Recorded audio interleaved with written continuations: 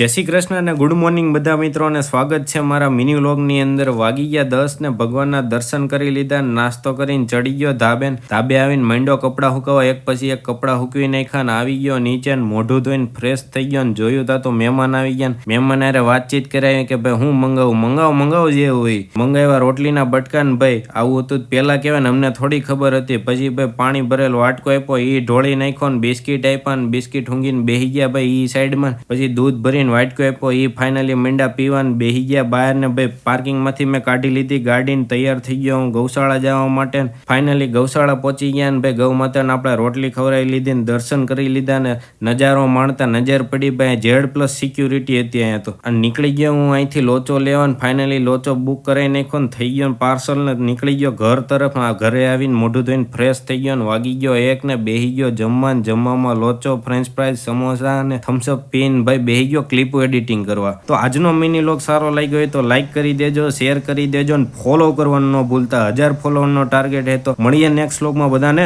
Jay Dwarkadhish.